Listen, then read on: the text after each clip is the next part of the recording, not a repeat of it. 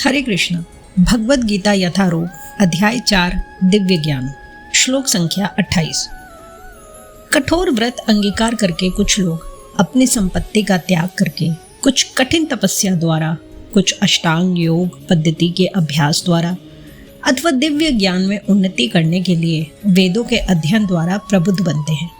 तात्पर्य, इन यज्ञों के कई वर्ग किए जा सकते हैं। बहुत से लोग विविध प्रकार के दान पुण्य द्वारा अपनी संपत्ति का यजन करते हैं। भारत में धनाढ़ व्यापारी या राजवंशी अनेक प्रकार की धर्मार्थ संस्थाएं खोल देते हैं, यथा धर्मशाला, अन्न क्षेत्र, अतिथिशाला, अनाथालय तथा विद्यापीठ। अन्य देशों में भी अनेक अस्पताल, बूढ़ों के लिए आश्रम तथा गरीबों को भोजन, शिक्षा तथा चिकित्सा की सुविधाएं प्रदान करने के दातव्य संस्थान हैं। ये सब दान कर्म द्रव्यमय यज्ञ हैं। अन्य लोग जीवन में उन्नति करने तथा उच्च लोकों में जाने के लिए चंद्रायण तथा चातुर्मास्य जैसे विविध तप करते हैं। इन विधियों के अंतर्गत कतिपय कठोर नियमों के अधीन कठिन व्रत करने होते हैं।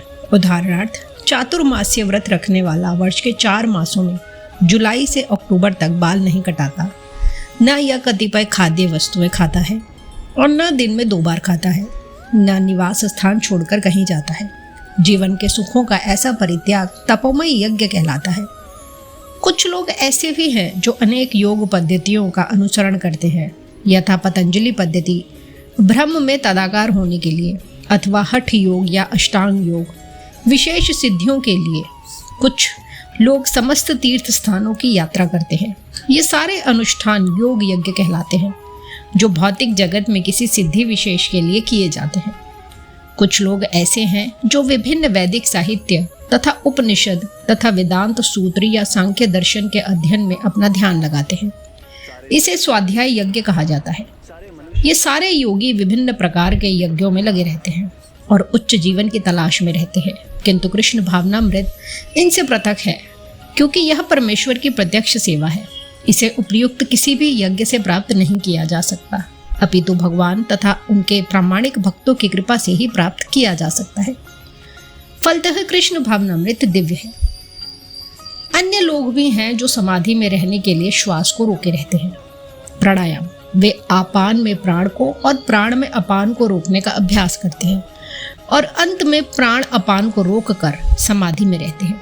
अन्य योगी कम भोजन करके प्राण की प्राण में ही आहुति देते हैं। तात्पर्य, श्वास को रोकने की योग विधि प्राणायाम कहलाती है। प्रारंभ में हठ योग के विविध आसनों की सहायता से इसका अभ्यास किया जाता है। ये सारी विधियां इंद्रियों को वश में करने तथा आत्म साक्षात्कार की प्रगति के लिए संस्तुत की जाती हैं। इस विधि में शरीर के भीतर वायु को रोका जाता है, जिससे वायु की गति की दिशा उलट जा सके। अपान वायु निम्नगामी अर्थात अधोमुखी है और प्राण वायु ऊर्ध्वगामी है। प्राणायाम में योगी विपरीत दिशा में श्वास लेने का तब तक अभ्यास करता है जब तक दोनों वायु उदासीन होकर पूरक अर्थात सम नहीं हो जाती। जब अपान वायु को प्राण वायु में अर्पित कर दिया जाता है तो इसे रेचक कहते हैं। जब प्राण तथा अपान वायु को पूर्णतया रोक दिया जाता है तो इसे कुंभक योग कहते हैं। कुंभक योगाभ्यास द्वारा मनुष्य आत्मसिद्धि के लिए जीवन अवधि बढ़ा सकता है। बुद्धिमान योगी एक ही जीवन काल में सिद्धि प्राप्त करने का इच्छुक रहता है, वह दूसरे जीवन की प्रतीक्षा नहीं करता। कुंभक योग के अभ्यास से योगी जीवन अवधि को अनेक वर्षों के लिए बढ़ा सकता है, किंतु भगवान की दिव्य प्रेमा भक्ति में स्थित रहने के कारण कृष्ण भावना भावित मनुष्य स्वतः इंद्रियों का नियंता जितेंद्रिय बन जाता है। उसकी इंद्रियां कृष्ण की सेवा में तत्पर रहने के कारण अन्य किसी कार्य में प्रवृत्त होने का अवसर ही नहीं पाती। फलतः जीवन के अंत में उसे स्वतः भगवान कृष्ण के दिव्य पद पर स्थानांतरित कर दिया जाता है। अतः वह दीर्घजीवी बनने का प्रयत्न नहीं करता। वह तुरंत मोक्ष पद को प्राप्त कर लेता है कि जैसे कि भगवद गीता में 14.26 में कहा गया है, माम च य अव्यभिचारेण भक्ति योगेन सेवते सगुणान समतीत्येतान ब्रह्म भूयाय कल्पते। जो व्यक्ति भगवान की निश्चल भक्ति में प्रवृत्त होता है वह प्रकृति के गुणों को लांघ जाता है और तुरंत आध्यात्मिक पद को प्राप्त होता है। कृष्ण भावना भावित व्यक्ति दिव्य अवस्था से प्रारंभ करता है और निरंतर उसी चेतना में रहता है, अतः उसका पतन नहीं होता और अंततः वह भगवत धाम को जाता है। कृष्ण प्रसादम को ही खाते हैं, रहने से स्वतः कम खाने की आदत पड़ जाती है।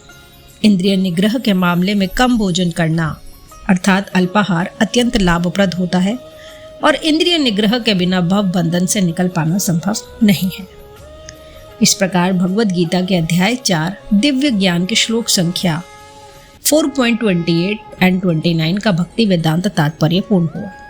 हरे कृष्ण।